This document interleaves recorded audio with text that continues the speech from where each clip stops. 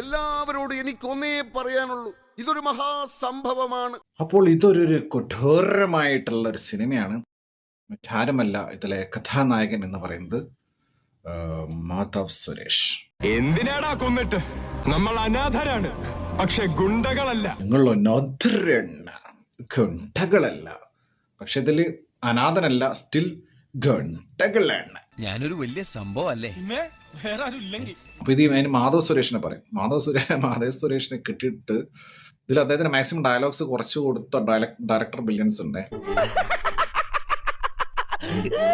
എന്തായാലും കലക്കിട നീ, നിന്നെ ഞങ്ങൾ സമ്മതിച്ചു തന്നിരിക്കുന്നു. അപ്പൊ അതേപോലെ എന്തെങ്കിലും എനിക്ക് പെർഫോം ചെയ്യാൻ പറ്റിയാൽ, അതൊന്ന് പ്രേക്ഷകൻ തിരിച്ചറിഞ്ഞാൽ, അങ്ങനെ എനിക്കൊരു സൂപ്പർ സ്റ്റാർ ആവാൻ താല്പര്യം. നമ്മളിതിൽ അഭിനയിക്കുന്നവരെല്ലാവരും മുകളിലെത്താൻ തന്നെയല്ലേ അഭിനയിക്കുന്നത്.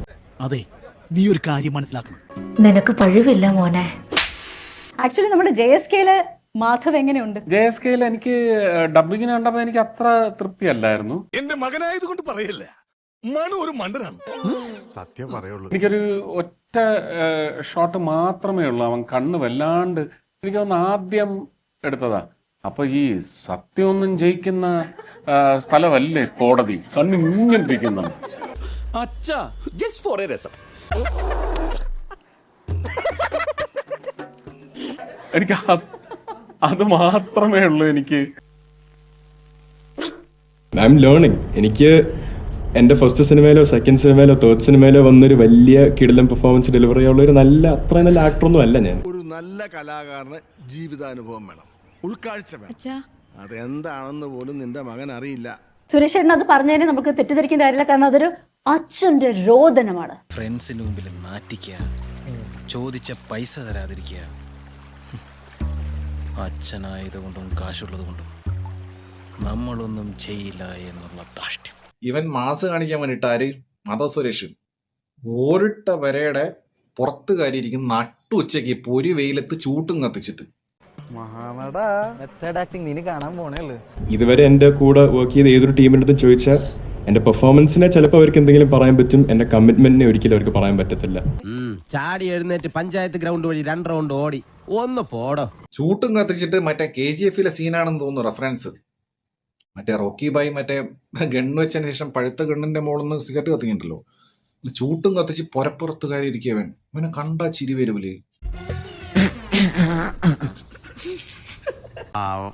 എല്ലാ കഴിവും കൂടി ദൈവം ഒരാൾക്ക് കൊടുക്കൂലല്ലോ. അത് കണ്ടായിരിക്കും എനിക്കിപ്പോൾ ഒരു 3ാമത്തെ സിനിമ പോലും കിട്ടിയത്. അതേപോലെ ഒരു 4ാമത്തെ സിനിമ കിട്ടണമെന്നും എനിക്ക് ആഗ്രഹിച്ചുകൂടെ. എന്തിനാ കത്തിയെടുക്കുന്നേ? ഇങ്ങനെ ആർത്തടുത്ത് കൊല്ലുന്നതിന് പകരം ഒറ്റ കുത്തിന് ചാവാൻ.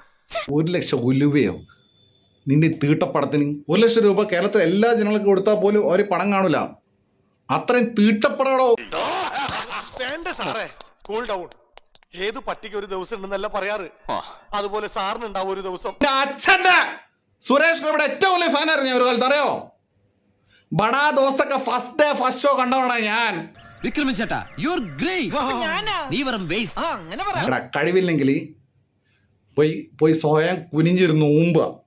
മാധവ് എന്റെ അടുത്താൻ പറയുന്നത്, മാധവ് സുരേഷിനോട്. മിസ്റ്റർ ദിഗംബരൻ, തുറന്നു പറയുകയാണെങ്കിൽ നാട്ടുകാർക്കെല്ലാം നിങ്ങളെപ്പറ്റി വളരെ മോശം അഭിപ്രായമാണ്. മറ്റാർക്കും എത്തിപ്പിടിക്കാൻ പറ്റാത്തത്ര ഉയരത്തിൽ ഞാൻ എത്തിക്കഴിഞ്ഞു എന്നതിന്റെ തെളിവായിട്ടാണ് ഞാൻ അതിനെ കാണുന്നത്. സത്യത്തിൽ ഒരു അംഗീകാരമല്ലേ ആ കല്ലേറ്. അദ്ദേഹത്തിന്റെ ഡയലോഗ് ഉണ്ട്, അത് കണ്ട് അവസാനിപ്പിക്കാം. ദൈവത്തിന്റെ പോരാളിക്കള. അത് ഞാൻ പെട്ടെന്ന് മുംബൈ ഇന്ത്യൻസ് വിചാരിച്ചു ദൈവത്തിന്റെ പോരാളി എന്ന് പറഞ്ഞപ്പോ. എന്നെ വിട്ടേക്കൂ. പടത്തിന്റെ ക്ലൈമാക്സ് കണ്ടു കഴിഞ്ഞാൽ നല്ല സാറ്റിസ്ഫാക്ഷൻ ആയിരിക്കും. ഇതിപ്പോ കിണ്ണം പടയം വെച്ചതുപോലെ ആയല്ലോടാ. ആകപ്പാടെ കടവും കടപ്പടി, കൂട്ടത്തിലൊരു ഉരുപ്പടി, പോരാത്തതിന് കയ്യിലൊരു കുറിപ്പടി. 10 out of 10 സിനിമ ഒന്നുമില്ല പറയാം. നമ്മളത് പറയുന്നില്ല, നമ്മളൊരു നല്ല സിനിമ ഇറക്കി എന്നുള്ള വിശ്വാസം നമുക്കുണ്ട്. പറയുമ്പോൾ ഒരു മിനിമം മര്യാദ വേണം. ആവേശം കൊണ്ട് ഓരോന്ന് വിളിച്ചു പറഞ്ഞ് തടിയേടാക്കണ്ട. പണിയെടുക്കാതെ ജീവിക്കാൻ നോക്ക്.